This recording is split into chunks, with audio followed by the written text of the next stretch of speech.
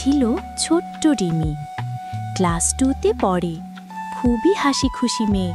সে সবসময় প্রশ্ন করে, আম্মু, বৃষ্টি কেন হয়? মেঘ কাঁদে নাকি? একদিন স্কুল থেকে ফেরার পথে হঠাৎ শুরু হলো টিপটিপ বৃষ্টি।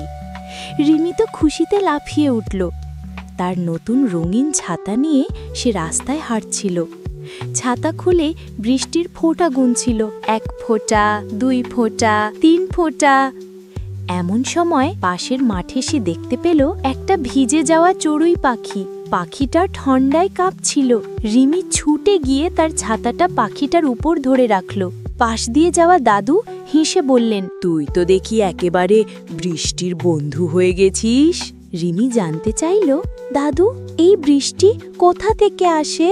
দাদু বসে ব্যাগ থেকে একটা ছোট কাগজ বের করলেন। তাতে আঁকা ছিল সূর্য, নদী, জলবাষ্প, মেঘ আর বৃষ্টি। তিনি বুঝিয়ে দিলেন, সূর্য নদীর পানি গরম করে, সেই পানি ভাপ হয়ে উঠে যায় আকাশে। ভাপে মেঘ হয়, আর মেঘ যখন বেশি ভারী হয়ে যায় তখন ফুঁসে ওঠে, বৃষ্টি হয়ে নামে। রিমি চোখ বড় বড় করে বলল, ও মানে বৃষ্টি মানে মেঘের পানি ফেলা। তাই তো। আর বৃষ্টিতে গাছেরা খুশি হয়, নদী ভরে যায়, আর আমরা ঠান্ডা হই। সেদিন সন্ধ্যায় রিমি নিজের খাতায় লিখল, বৃষ্টি দুঃখের নয়, এটি প্রকৃতির হাসি।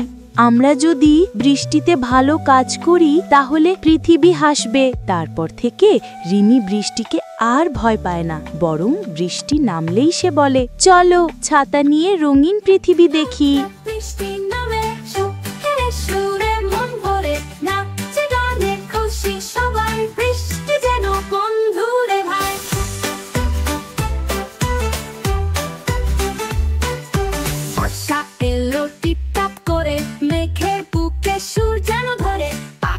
গায় গাছেরা হাসে, চলো সবাই ছুটে যাই পাশে। বৃষ্টি নামে সুখের সুরে মন ভরে, নাচে গানে খুশি সবাই, বৃষ্টি যেন বন্ধু রে ভাই।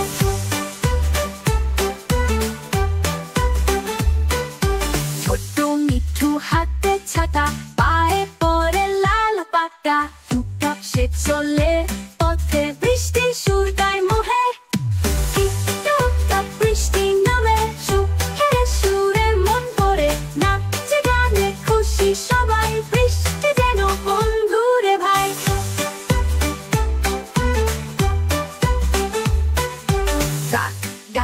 ছাতে কোণে ব্যাঙের দল গানে মোহে, ছেলে মেয়ে হেসে খেলে চাপতে নদীর জলে। বৃষ্টি নামে সুখের সুরে মন ভরে, নাচে গানে খুশি সবাই, বৃষ্টি যেন বন্ধু রে ভাই।